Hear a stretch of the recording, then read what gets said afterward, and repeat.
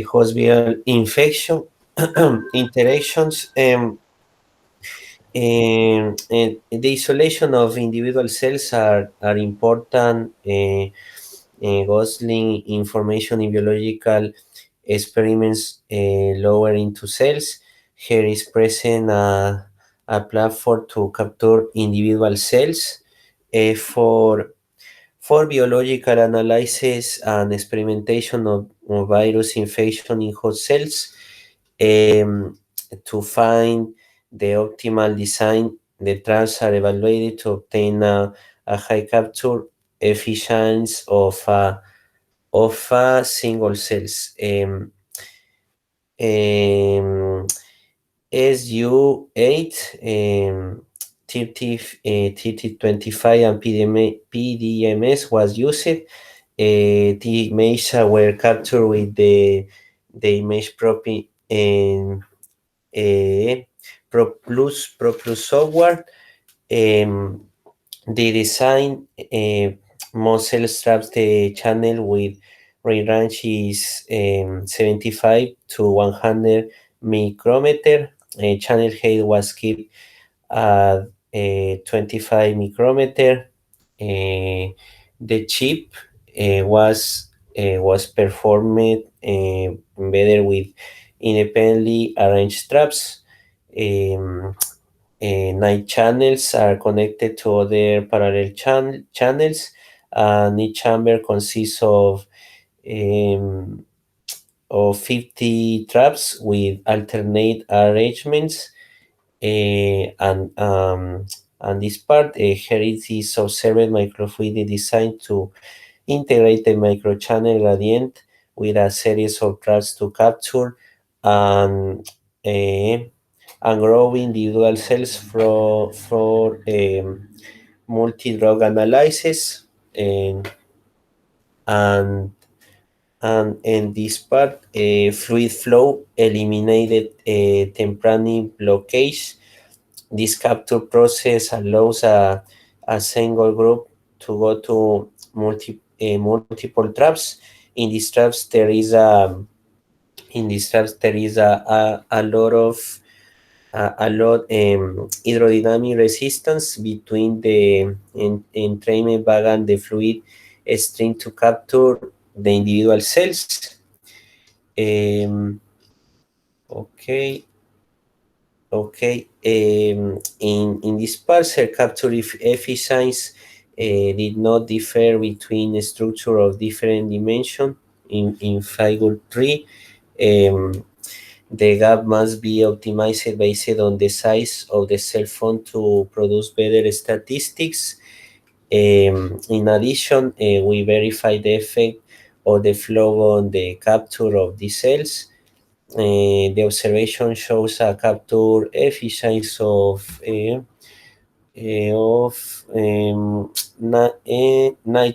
94, 97 percent in different types of cells. And this part, the formation of the gradient in the microchip was investigated to control the various concentration generated. Fluorescein isocyanate is used to evaluate the intensity of the fluorescence. A grayscale algorithm was taken in which each image indicates the intensity of the light. 100 micrometer of fluorescein isocyanate flowing at 5 5 micrometer per liter shows greater linearity for diffusive mixing of laminar currents flowing the microchannels. And the conclusions investigate viral infection and the unicellular level using the chip, providing a more precise compression of the interaction. And this approach offers advantage for light imaging and observation of viral infection for the selection of inhibitory compounds. Thanks.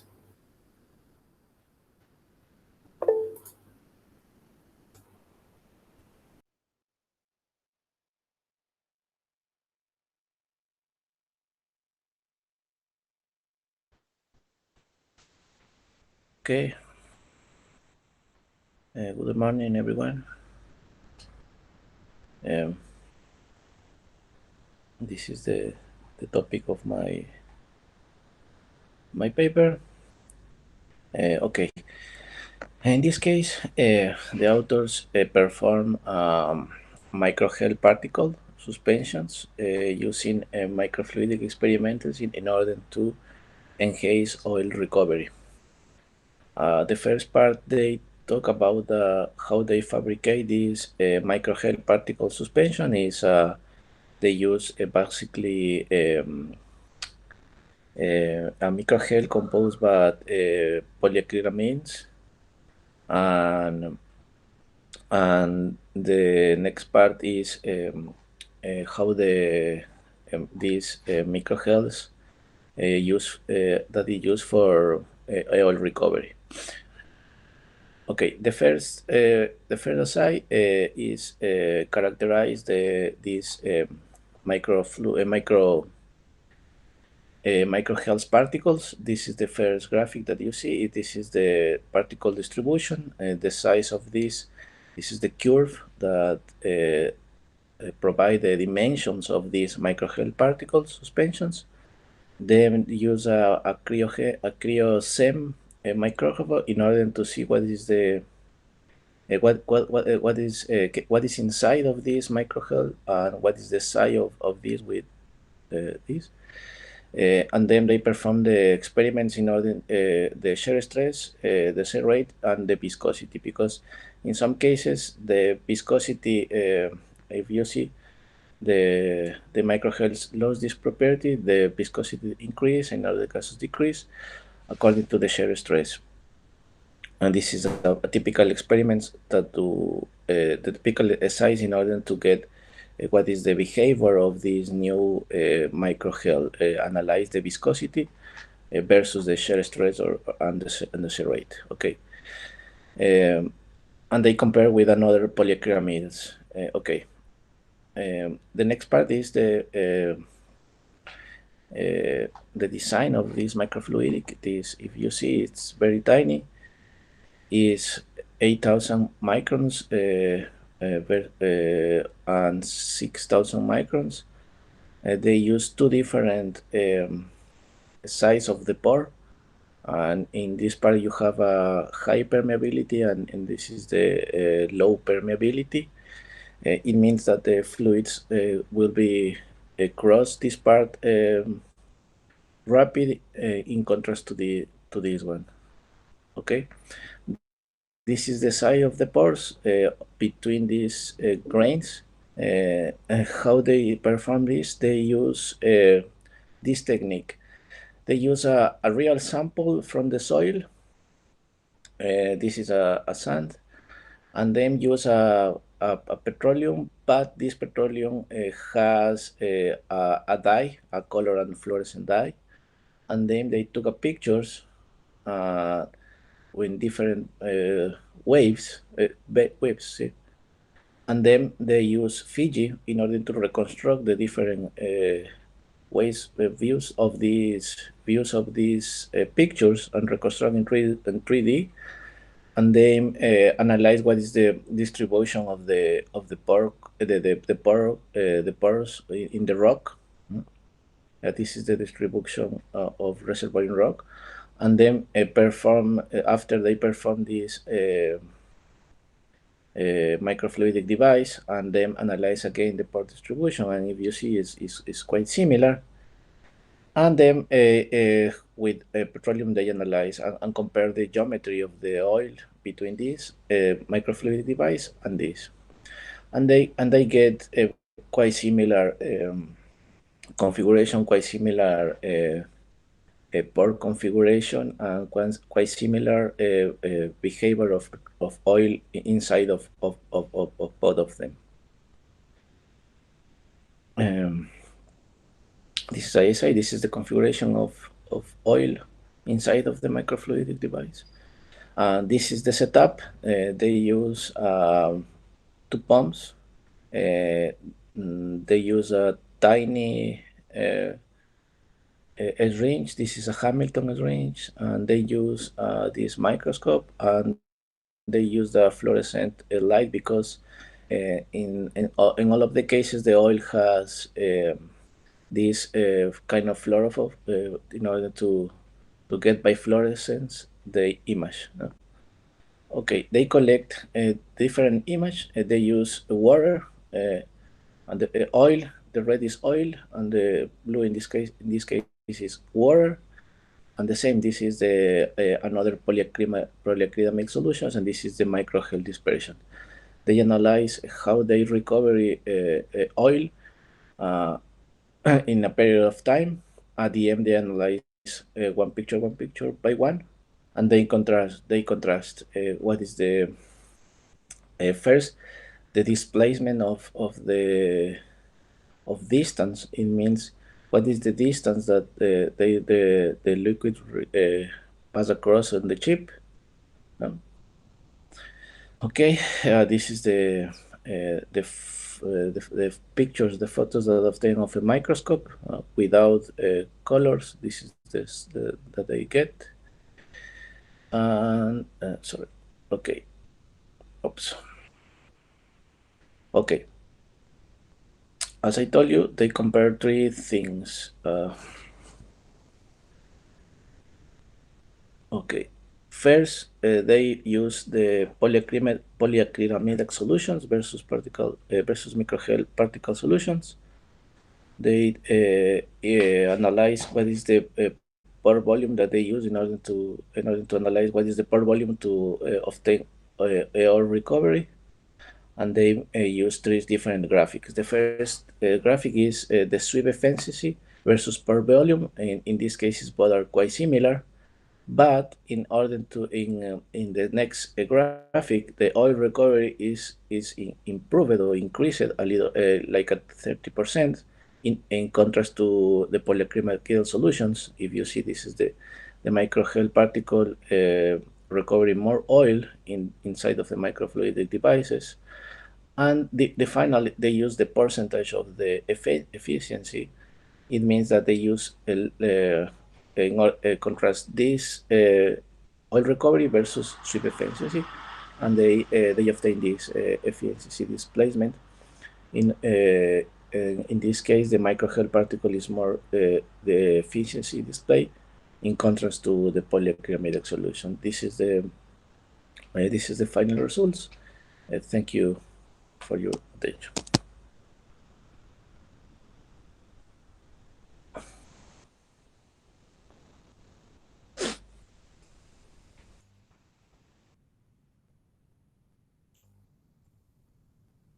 Well, hi everyone. I'm going to be presenting this paper, morphology-based ultrasensitive multicolor colorimetric assay for detection of blood glucose by enzymatic etching of plasmonic nanobipyramids. They propose an ultrasensitive multicolor colorimetric assay for detection of blood glucose based on enzyme catalyzed reaction mediated etching of gold nanobipyramids. Under the catalysis of horseradish peroxidase, hydrogen peroxide generated from glucose oxidation breaks down into hydroxyl radicals, and they accelerate gold nanobipyramids etching. And that induces vivid color changes and localized surface plasmon resonance blue shift. Here, you can see the products of the synthesis, and you have gold nanobipyramids and gold nanoparticles. So after purification in C, you can see the shapes obtained for these pure gold nanobipyramids. And here it shows the absorption spectra of the nanobipyramids. Figure 2 shows the sensing mechanism of the multicolor colorimetric glucose assay. Hydrogen peroxide was produced by glucose oxidase catalyzed glucose oxidations. Then, under the catalysis of horseradish peroxidase, it decomposed into highly oxidizing hydroxyl group radicals, which accelerate the gold nanobipyramids etching. Different concentrations of glucose will result in different degrees of etching, causing a blue shift of the surface plasmon resonance band of the gold nanobipyramids. This is accompanied by various color changes, which can be identified with the naked eye, such as light brown, blue, or pink. On the basis of this sensing mechanism, they proposed this assay for analyzing glucose on blood. As a control, they added glucose oxidase, and glucose oxidase to the gold nanobipyramids, and they saw a negligible shift of the plasmon resonance band, whereas there was an obvious blue shift when glucose oxidase, and horseradish peroxidase were all added, demonstrating the successful etching of the gold nanobipyramids. Also, as seen in this figure, with the increase of glucose concentrations, the length of the gold nanobipyramids gradually decreased, accompanied by color changes from light brown to pink, and the average aspect ratio decreased from 3.1 to 1.2. The concentrations of glucose are related to the degree of blue shift of the surface plasmon resonance band, and the shift was found to be linear with the concentrations of glucose in the range of 0.05 to 90 micromolars. The detection limit was calculated to be 0.02 micromolars, and this limit was almost 3 orders of magnitude lower than those based with gold nanorods. The detection limit and the detection time of this work is better than or comparable to recently reported methods, and in addition, it is worth noting that different color changes can be obviously observed with increased concentrations of glucose. Therefore, a semi-quantitative detection of glucose can be evidently realized by these vivid color changes by the naked eye at a simple glance. Also, as seen here in this picture, the current colorimetric assay exhibited high selectivity towards glucose compared to other commonly existing substances in human serum. Finally, human serum samples from 3 healthy volunteers and 3 diabetic volunteers were detected, and healthy people and diabetes patients can be easily distinguished by the different color changes. The detections results in this present colorimetric assay were consistent with that done by the standard methods in the hospital. So in summary, they have successfully proposed as ultrasensitive multicolor colorimetric assay detection of glucose based on enzyme catalyzed reaction etching of gold nanobipyramids. The advantage of this method over existing commercial blood glucose meters is to judge the approximating blood glucose level with high sensitivity simply by glancing. Such high sensitivity makes it possible for the proposed sensor to detect low levels of glucose in other physiological samples, such as tears. And also, by changing the type of enzyme used, the colorimetric method could also be extended to other biomolecule detection. That would be all. Thank you very much.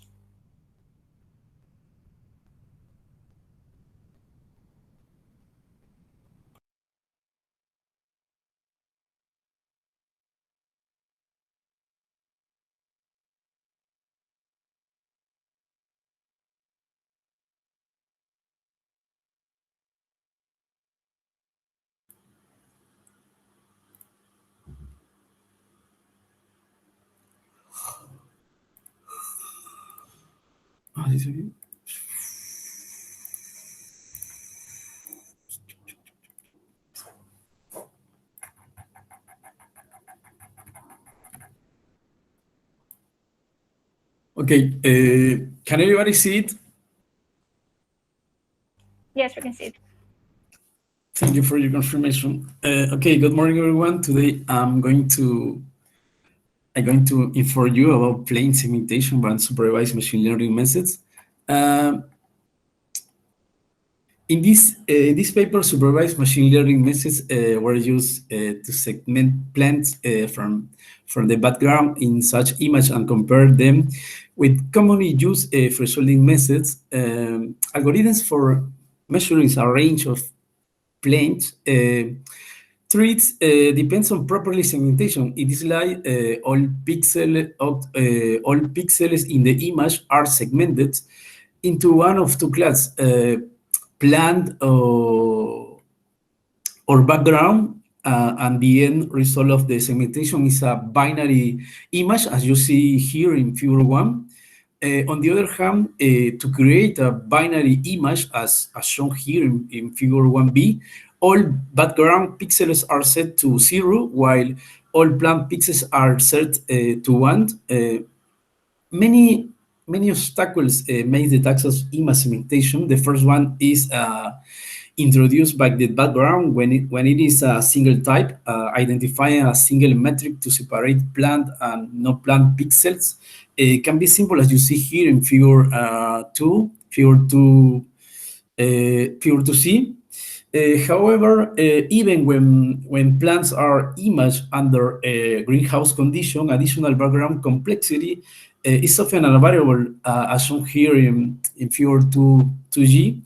In some certain reflected surfaces may mimic the plant, as you see here in figure E.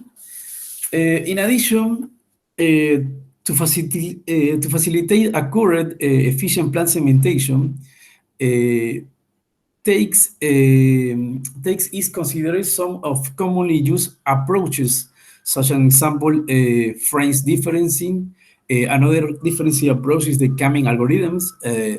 A final class methods to consider are thresholding methods, although the way of similar channel can effectively separate the pixels with low or high intensity.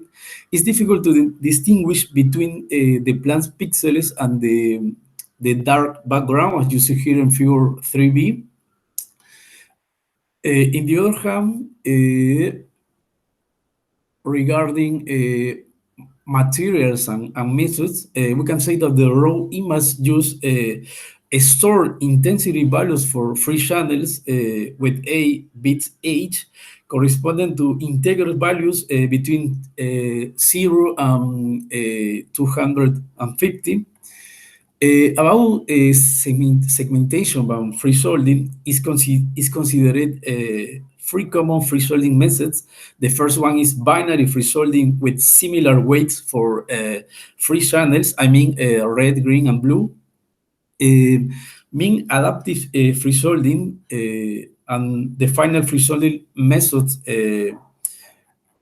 see in figure 3, it's output thresholding, which is another global method in which is to minimize the within class variance of the pixels intensities.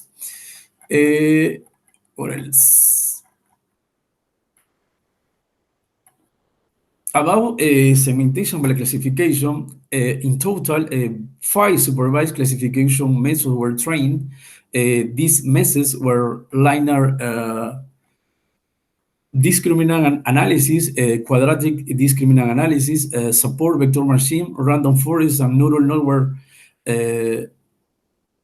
network machine. Regarding methods comparison, we can say that to compare method performance, it was fitted on the reduced training data sets.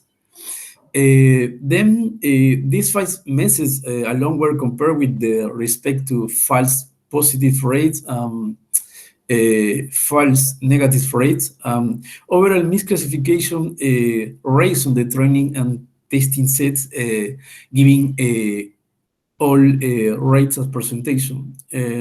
And then finally, we are going to see the results. The results of the binary thresholding with similar weights, the mean adaptive free-shielding and the also free-shielding methods are reported here in the last picture I show you. Figure from 3B to D. As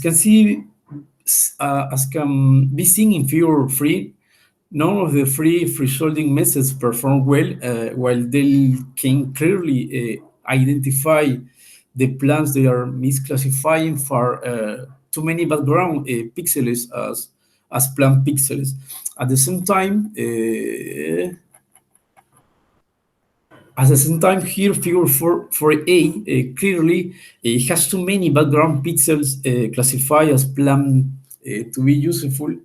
The image in figure 4C and 4D, on the other hand, have too many classified plain pixels. The image in figure 4B appear to strike a balance between the two types of errors. What else? Furthermore,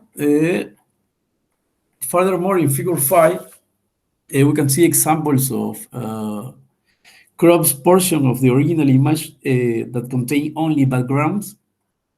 Figure 5C contains a crop with only plain with background, while figure 5D contains the corresponding image after clustering by means the white pixel of this binary image then becomes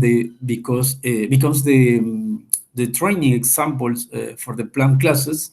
And finally, comparison of image segmentation for neural network and free-shielding. Figure 6 contains 4 of the original maze images along with the corresponding segmented image obtained from using double criteria, free-shielding, and the neural network trained on the full data set. This area enclosed in red on the image in the middle row show where the neural network segmentation outperformed the double criteria for resolving.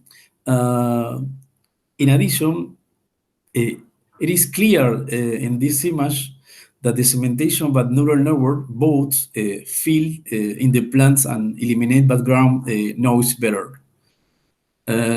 That's all. Thank you for your attention.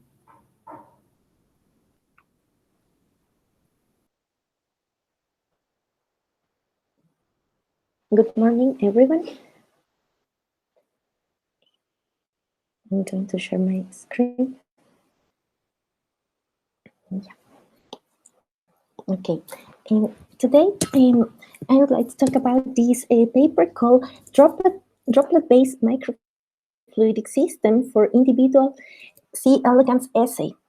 So here, the graphical abstract, they represent, and they also made the front cover of the journal. You can see here that they designed this architecture in order to produce droplets. First, they generate droplets with this T cross-section, and then they have this mechanism to store the droplets where the C. elegans is encapsulated.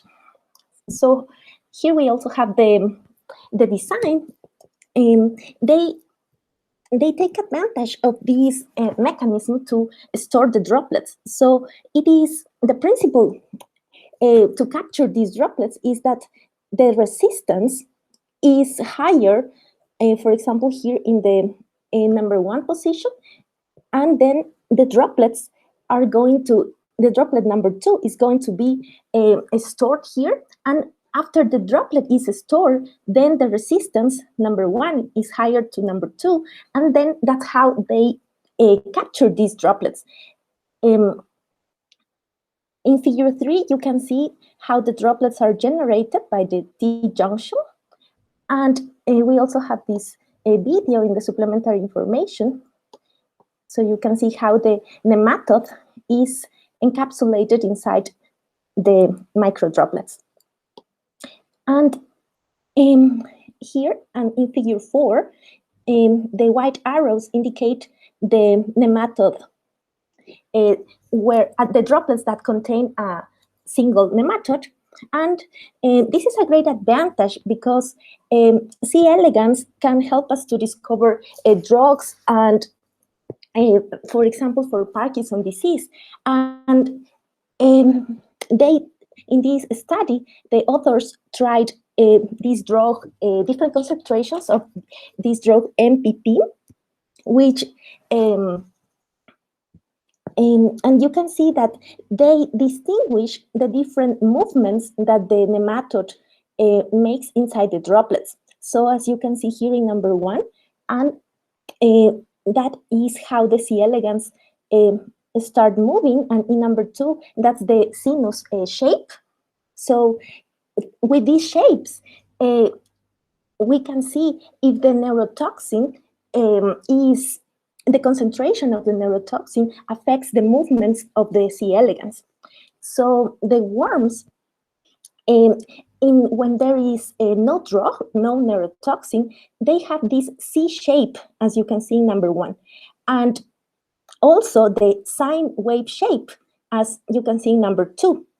But when they are exposed to the neurotoxin, they start producing this omega shape, as you can see in number 3, or the tetanic shape, and also it can be like frozen. It is, so you can see here in the videos the normal. So here you can see here, this is the control. So this is how the C. elegans moves when there is no neurotoxin, and then when it's exposed to the neurotoxin, you can see here the omega shape, and also it starts producing and moving very slowly, and the tetanic shape, or it looks like it is frozen. So this is what happens when it is exposed to higher concentrations of this neurotoxin. And they did an analysis, a correlative analysis, in order to assess the mobility behavior of these individual worms. So here in the control, you can see how it moves, as we saw in the video, when there is no neurotoxin exposure. And then when you start, this is the concentration, the first one, the 3 millimolar MPP, and you see how the worms move. And then when we increase the concentrations, then the strokes frequency, it means the quantity movement, it is notably reduced. So that's how they evaluate the effect of these neurotoxin. Thank you.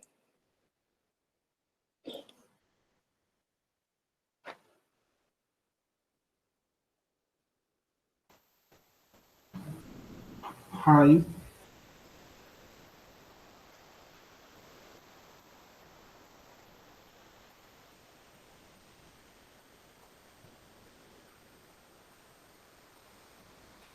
Can you see the screen?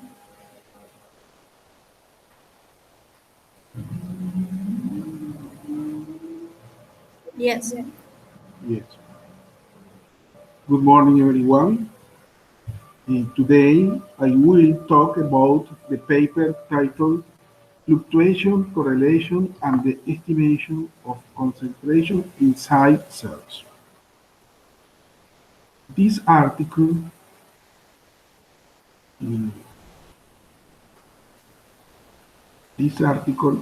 was written by Silvina Ponce, PhD, and professor at UBA, Buenos Aires University, that teaches geological physics in the Science faculty, and I wanted to see what she was working on.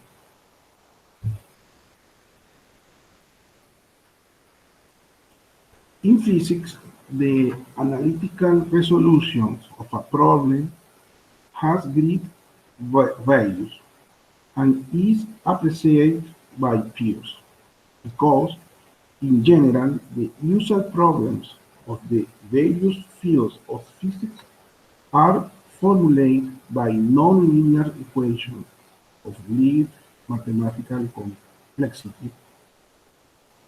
Analytical solutions are rare and therefore attract attention for us.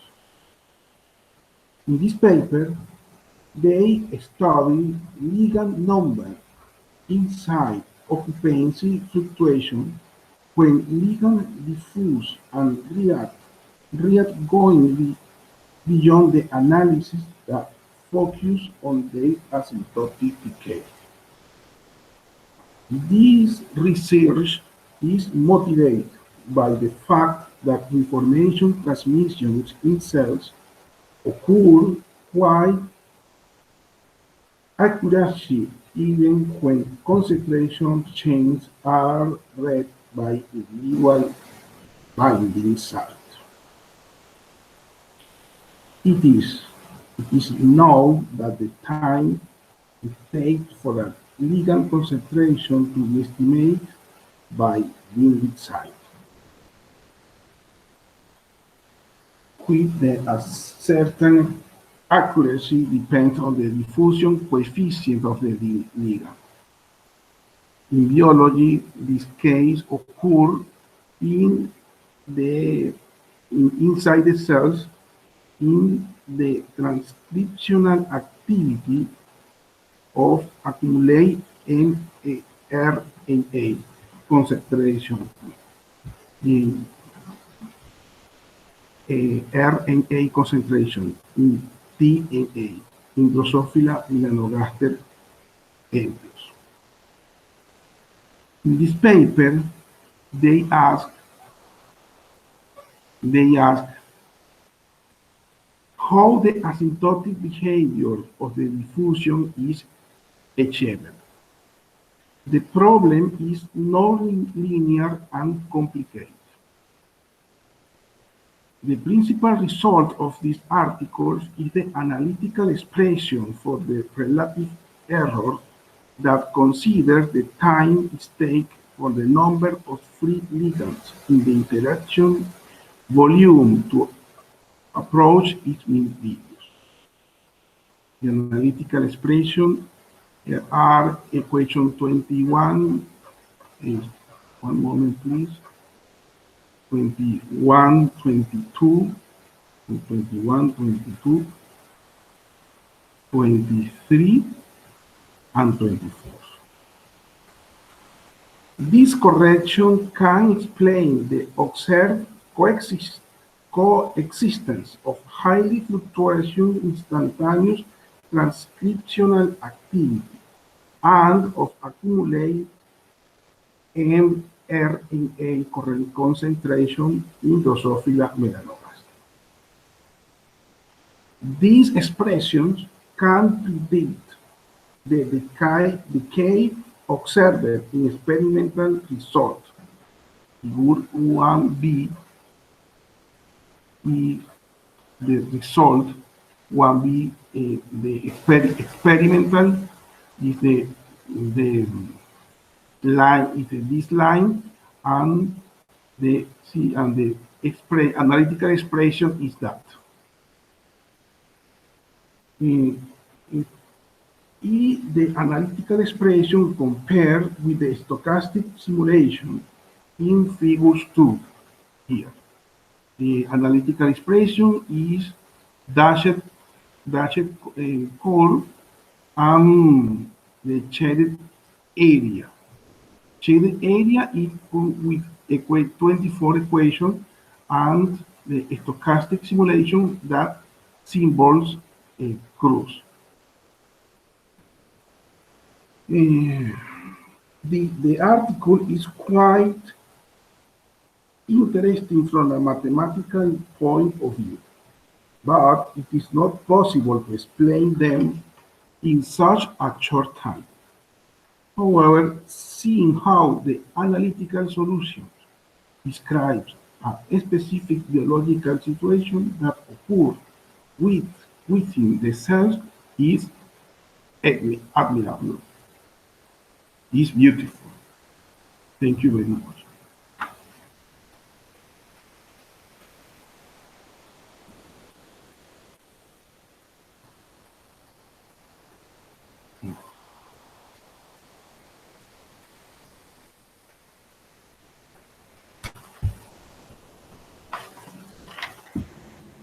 Good morning, everybody.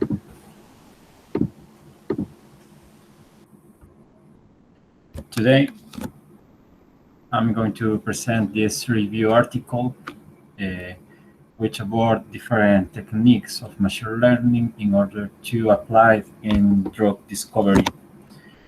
The authors in this paper analyze the machine learning approach in order to apply it in drug discovery to identify different proteins of different treatments in order to apply it different disease. So in United States, the FDA administration, it's which aboard the regulation of different drugs.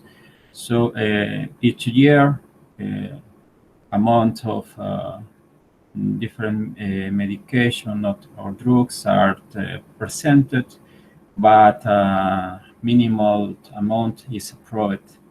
So one of the thing of this regulation is the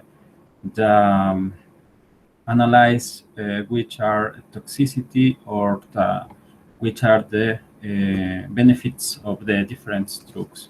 So for this task, the machine learning algorithms provide different benefits in order to analyze different drugs. For example, the one of algorithm is the Bayes theorem, with different variants. For example, the naive Bayesian algorithms in order to predict biological properties and toxicity of compounds of different drugs. This approach achieved the higher of 80% accuracy, and this approach are used with support vector machines, and research has accuracy of 76%. Another technique is the support vector machine only. In this case, this best supervised learning technique.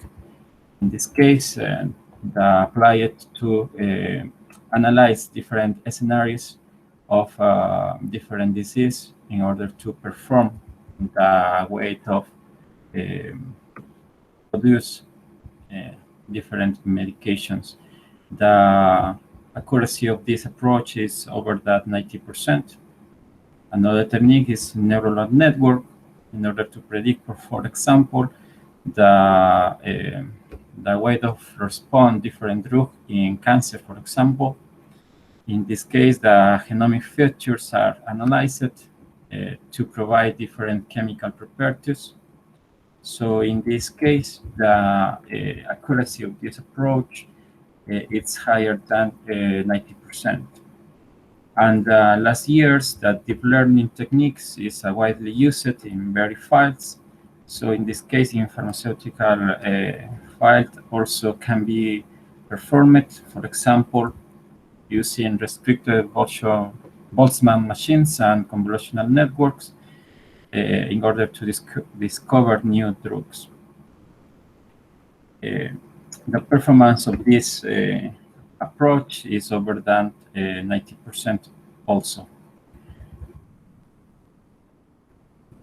So another technique of machine learning is the unsupervised learning techniques, for example, nearest neighbors. And this approach can be used to discover new drugs through the new interactions and simulation the combination of different proteins in order to discover new treatments. Finally, the authors of this paper present different state-of-art papers in order to present the advance of this field in this drugs discovered. For example, the website analysis is Science Direct and AirPix. So the words analysis is model, data, brain prediction learning, and they found different papers with high performance to abort different techniques for this approach. In this figure, for example, the authors present the evolution in time in order to present the increase of research in this field in different approach, for example, bias, neural networks, supervector machines, and deep learning. The evolution in time is increased the application of this approach. In this figure, authors present the technique which is most used in different with different approach in this with this problem. For example, in this case, supervector machines are the technique that most used to apply in drug treatments. Finally, they present a table with different industries which are development the different treatments for different diseases. For example, atom-wise is the aborted discover new treatments that use neural networks with 25 million compounds in your libraries in order to accelerate the discovery of new treatments, for example, for Alzheimer's disease and Parkinson's disease. In the conclusion, in this engineering file, the machine learning algorithms are presented with increase in time, which are the positive impact in order to evolution the currently treatments. Thank you.